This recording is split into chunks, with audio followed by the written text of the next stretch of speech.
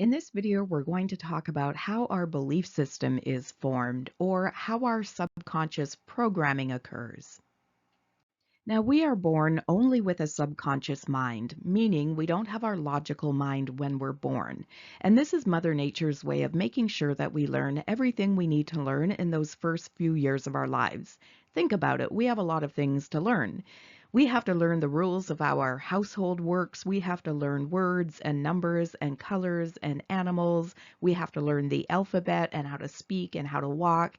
And so by only having a subconscious mind, not having a logical mind to sort of filter the messages we're given, we're kind of a blank slate. We're able to take in everything that we need to take in easily. And so we're taking in messaging, both direct and indirect, without censoring. Now, when I say direct messages, I mean things people are actually saying to you.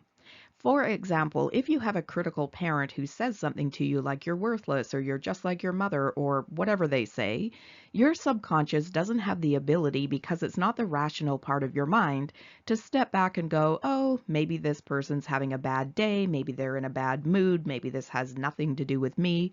We just take that message right into the subconscious because the subconscious can't evaluate whether that message is accurate or not, and then that message sticks.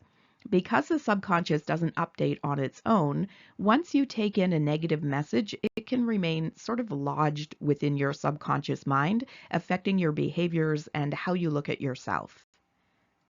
Now, we also take in indirect messages. So these are things that people don't necessarily communicate to us directly, but we form opinions based on observing their body language or their tone of voice or their example through the modeling they give us. And so, for example, by observing our parents, even without them saying anything, we're learning what a man's role looks like, what a relationship looks like, what a woman's role looks like, what negotiation looks like, what affection looks like, what communication looks like. And so we're learning how to be in the world by observing the examples of the people around us. And so again, up until 2 or 3 years old, you have no ability to censor any of those messages you're being given. If I told you at a year old that that thing on the screen there, that orange thing, was a triangle, and nobody had gotten to you first to talk to you about shapes, you would just believe me, and it would take somebody a lot of work later to convince you otherwise. And so we're taking in messages without any ability to censor them. And again, because the subconscious doesn't know right from wrong, desirable from undesirable, it has no reasoning ability, those messages just get taken in and they stick on a subconscious level.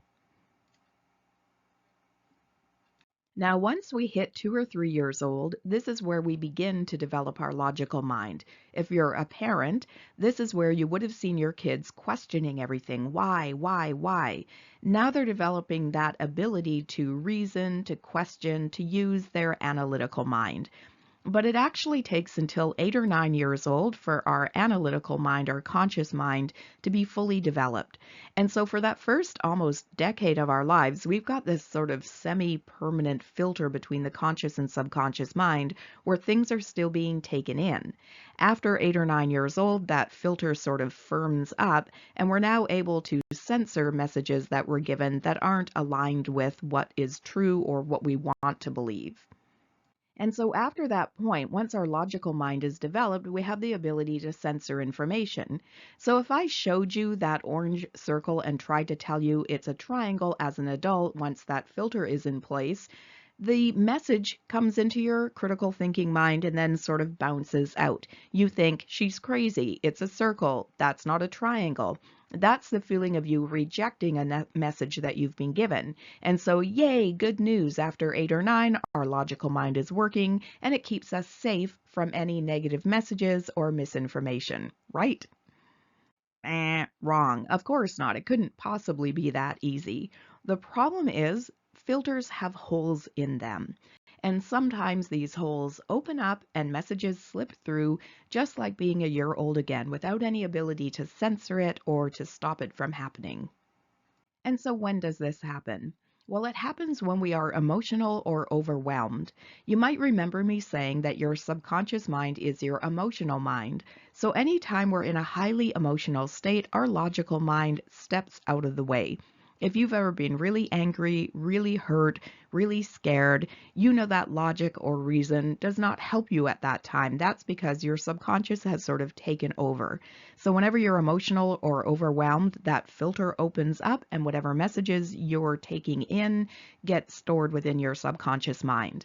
That filter is also open whenever we're under the influence or under anesthetic. So they've done some really interesting studies where they took people who were anesthetized for a surgery or some medical treatment, and then they put them in hypnosis and had them recall things that were said and done during the treatment that they shouldn't have been able to recall because they were under anesthetic. And so when we're anesthetized, it affects the body and it affects the conscious mind, but the subconscious is ever present. It isn't affected when we're anesthetized. All anesthetic or drugs or alcohol does is moves the conscious mind out of the way, making the subconscious available. It gets rid of that filter. The filter also opens whenever we're around somebody whose opinion matters to us or somebody that we want to impress. This is why when we're kids, our peers matter so much. Now, I think this goes back to our primitive animal nature. Back in the day, we had to belong to a tribe in order to survive. If we weren't part of a group, we weren't capable of surviving on our own. And I think this is still imprinted into our DNA that we have to belong to people. We have to be part of a group in order to survive. And so when somebody who matters to us gives us a negative message, that filter opens up and that negative message gets taken in on a subconscious level. It also happens when we're around authorities. Now, we're taught from the time that we're little to respect the big people. The big people know what they're talking about. We see our parents, for example, as these geniuses who just know everything. When we're little, we don't have the ability to understand that they're just adults. They're not superhuman. They don't necessarily know everything. And so we're primed to have that filter open whenever we're around authorities. This is why placebo works. We tend to put the doctor on a pedestal. We look up to the doctor. We think the doctor knows things. And so when the doctor gives you a sugar pill or saline and tells you this is going to make you feel better, 38% of people actually get better. So what happens there? That message gets taken in on a subconscious level because that filter is open and the subconscious creates the healing. Now that filter is also open whenever we're zoned out. Now, whenever I put somebody into hypnosis, all I'm doing is lowering their brainwave levels. This happens frequently over the course of any given day.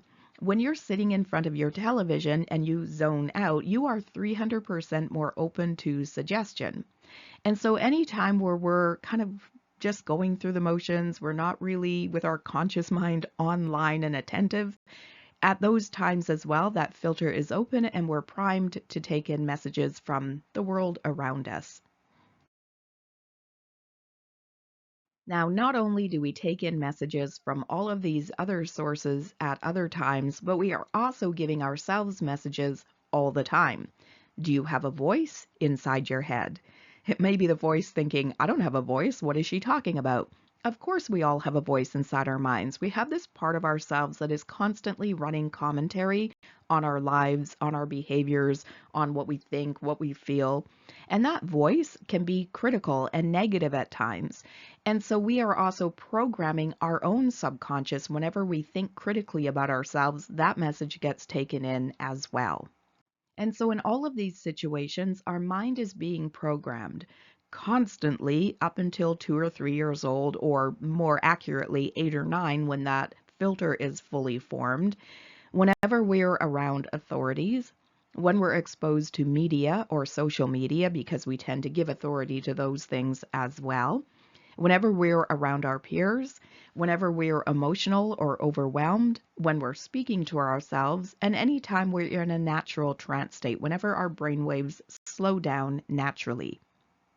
And again, that programming can come from a variety of different sources: our parents, our peers, society at large, media and social media, educational institutions, advertising, anything or anyone that we look to as an authority. And because the subconscious is illogical, it doesn't know right from wrong, good from bad, wanted from not wanted, true from false. It simply takes in those messages and then acts on them. It does whatever it is programmed to do. And so whatever is stored in the subconscious mind wins. Because of its sheer size, because it is so vast, whatever we believe on a subconscious level will override whatever we want or believe on a conscious level. And so this explains why it can be so difficult to change patterns or behaviors. For example, I get a lot of clients who come to see me to change habits. They want to eat healthier, they want to work out more consistently, they want to get to bed earlier, they want to stop their nail biting, or they want to give up their drugs or alcohol. But if they have even one reason, even a lame reason on a subconscious level for wanting to maintain that behavior, it can be really difficult to change it. If your subconscious has a positive association with smoking, for example, because it's what you did to feel cool or feel grown up when you were a kid, the subconscious can still have that belief stored within it. Now, intellectually, you might know that it's not cool or it doesn't make you feel more grown up. In fact, it's prematurely aging you now. You might know that in your analytical mind, but our analytical mind runs only 5 to 10% of our behavior. The subconscious runs the rest. So you can believe intellectually that smoking is bad for you, that you need to change it. But again, if your subconscious has even one lame reason for wanting to hang on to it, your subconscious is going to win. This also explains why we have responses that we don't understand. I've mentioned that I often get clients who come to me who are struggling with anxiety, and people will tell me that they have panic attacks that come out of the blue. But it isn't coming out of the blue. The subconscious is responding to something. It could be some past event. It could be a message that's still active on a subconscious level. The subconscious doesn't process things the same way we do intellectually. And so intellectually, you might know that you're safe and there's nothing to be afraid of, but that doesn't necessarily mean that your subconscious knows that as well. This can also explain why we sometimes appear to sabotage ourselves. Again, most of the clients who come to see me know intellectually what they should be doing differently and why they want to do something differently. But knowing something intellectually doesn't mean that your subconscious knows it. And so this is why it's so important to tap into our subconscious and understand what's in there if we want to change habits, behaviors, beliefs, if we want to show up differently in the world. In order to do that with ease, we want to get our subconscious on board.